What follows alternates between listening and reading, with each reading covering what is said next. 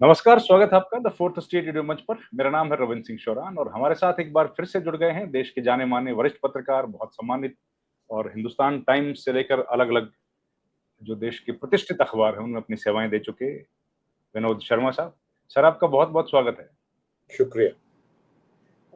Sir, अभी कुछ देर पहले सुप्रीम कोर्ट का फैसला आया है कि आधार कार्ड को भी शामिल किया जाएगा 12वें डॉक्यूमेंट के तौर पर और जो अभी तक इलेक्शन कमीशन जिस बात पर अड़ा हुआ था, उस पर चुनाव आयोग ने घुटने टेक दिए।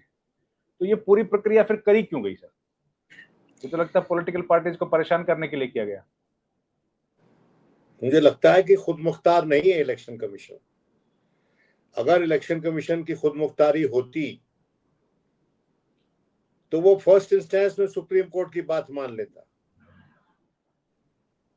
लेकिन बैठे जो लोग वहां पर हैं वो किसी और की भाषा बोल रहे हैं। सीधा सीधा आरोप लगाना सही नहीं होता लोकतंत्र में, लेकिन जिस तरह की उनकी अभी तक रवैया रहा है सुप्रीम कोर्ट में भी, तो मुझे लगता है कि सुप्रीम कोर्ट ने तो पहले ही दिन कहा था कि आप इसको इंक्लूड कीजिए, लेकिन ये नहीं माने। सुप्रीम कोर्ट ने तो ये भी कहा था कि आप लिस्ट दे दीजिए, ये भी नहीं माने। जब उन्होंने स्पीकिंग ऑर्डर्स दिए उसके बाद ये माने।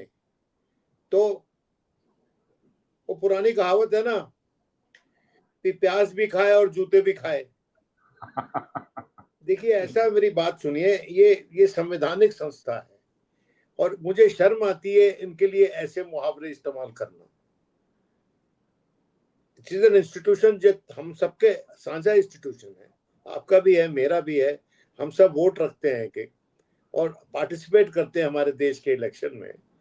लेकिन हमारा जो इलेक्शन कमीशन है, जिसका एक समय बड़ा रुतबा होता था, वो आज के दिन उसने क्या दयनीय हालत बना ली है कि मजाक बना हुआ। इलेक्शन कमीशन हमारा मजाक बन गया। हमारा जो एक जमाने में इलेक्शन कमीशन दुनिया में गोल्ड स्टैंडर्ड होता था, आज के दिन भारत में ही मजाक बन गया। तो इस पे कुछ विचार करें इलेक्शन कमीशन के मेंबरान साहब, और जो सुप्रीम कोर्ट ने ताकीद दी है उसका अनुपालन करें। देखिए, आधार कार्ड जो है, ये बात सच है कि it is not proof of citizenship, लेकिन आधार कार्ड जिसके पास है, जहां जहां इस्तेमाल होता है, उससे लगता है कि जहां तहां इसकी जो वैल्यू है उसके अनुसार तो ये सिटीजनशिप का ही एक तरह से कार्ड है। लेकिन नहीं मानते आप, मत मानिए। राशन कार्ड लेना हो, ये मुझे आधार कार्ड देना पड़ेगा। पासपोर्ट के लिए भी आधार कार्ड देना पड़ेगा। 20 और गवर्नमेंट की स्कीम्स हैं, उसके वो आधार कार्ड दिखा के मुझे मिल जाती हैं। अगर मैं इस देश का नागरिक नहीं हूं तो आधार कार्ड दिखाकर मुझे गल्ला क्यों मिल जाएगा सरकार की तरफ से? आधार कार्ड दिखा के प्रधानमंत्री आवास योजना में मुझे घर क्यों मिल जाएगा? इस सवालों के जवाब जनता मांग रही है और ये सीधे सच्चे सवाल हैं। इनके जवाब देना चाहिए किसी भी सीधी सच्ची सरकार को। और जब जवाब नहीं दे रहे हैं तो फिर हम क्या आकलन करें सरकार के बारे में और इलेक्शन कमीशन के बारे में? लेकिन चुनाव आयोग ने तो प्रेस कॉन्फ्रेंस भी की थी सर। देखिए, चुनाव आयोग ने प्रेस कॉन्फ्रेंस की थी। देखिए, आप किसी भी तरह से रूबरू हो जी, आप प्रेस कॉन्फ्रेंस करें, आप प्रेस कॉन्फ्रेंस से भी बड़ी कॉन्फ्रेंस करें, लेकिन उसमें आप बता क्या रहे हैं, कितनी कन्विक्शन से बता रहे हैं, कितनी ईमानदारी से बता रहे हैं, और आपके दिए हुए तर्क जो है वो लोगों को कितने समझ आ रहे हैं, ये एक बड़ी बात है। और आज के दिन मैं आपको ये कह सकता हूं कि प्रेस कॉन्फ्रेंस के बाद रविंद्र जी, हमारे इलेक्शन कमीशन का रसूख और गिरा।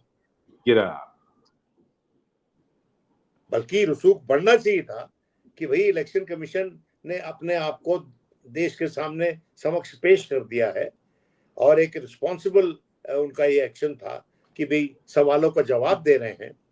लेकिन 11 सवाल की एक लिस्ट घूम रही है जो जवाब नहीं दिए उन्होंने।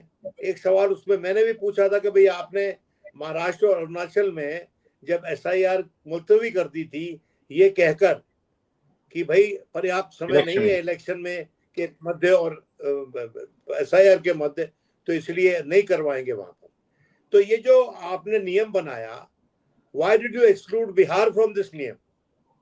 भाई बिहार एक्सेप्शन कैसे हो गया इस रूल का? ये रूल तो बिहार में भी लागू होना चाहिए था ना। जो आपने जो रूल घड़ा आपने महाराष्ट्र के लिए और अरुणाचल के लिए, वो बिहार के लोगों पे क्यों नहीं अप्लाई होता भाई? वो इस देश के नागरिक नहीं है क्या? Are they lesser state? Bihar कोई छोटी स्टेट है क्या? उसका ओहदा कम है क्या देश के समक्ष? तो मैं समझता हूँ कि इनको, देखिए बहुत सी चीजें जो सच्ची सदी सिंपल चीजें थी, सिंपली की जा सकती थी बिना किसी हेरा फेरी के।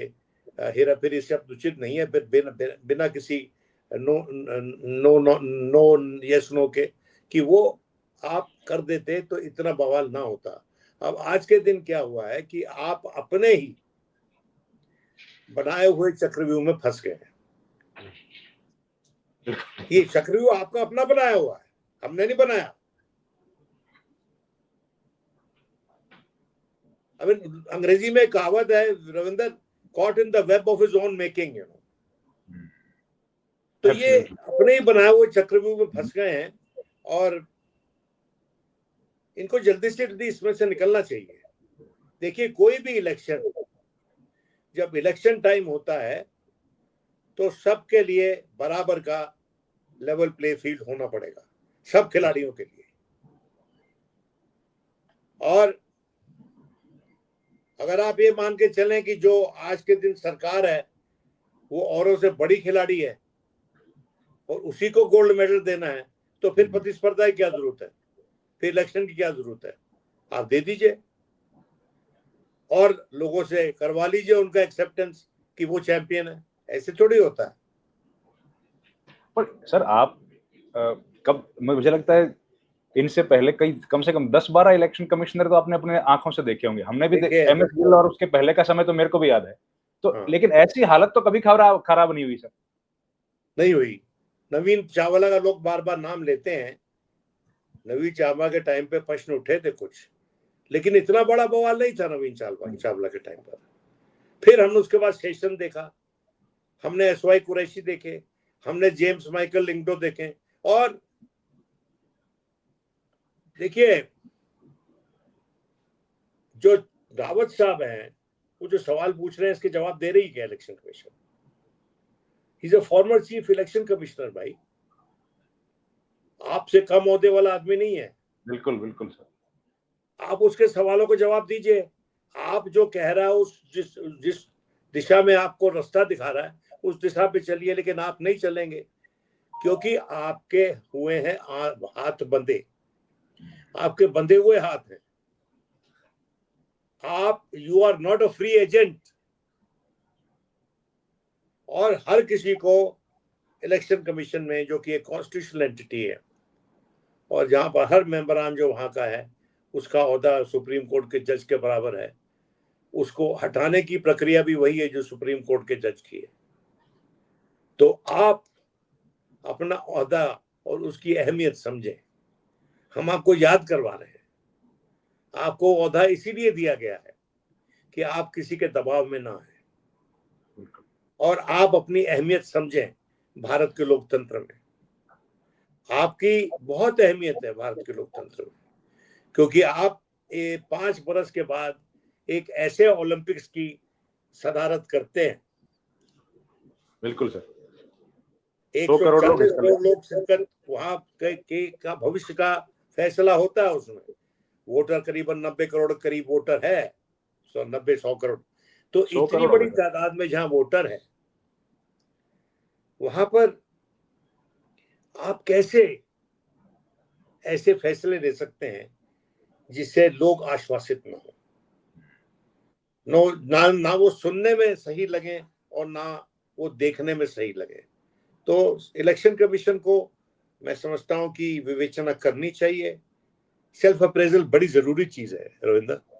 बिल्कुल सर, बिल्कुल। खासकर ऐसी संस्थाओं में सेल्फ अप्रेजल मैंडेटरी होना चाहिए कि आप अपना काम खुद इवेल्युएट करें और किसी निष्कर्ष पे जब पहुंचे तो अगर आपको लग रहा है कि आप एक्सपेक्टेशन से कम खरे उतर, तो फिर आप रसूख बना सकते हैं इस ओहदे का त्याग पत्र देकर। ये कहकर कि मैं अपेक्षाकृत काम नहीं कर सका, औहदा मुझसे बड़ा साबित हुआ, मैं औहदे के बराबर साबित नहीं हुआ।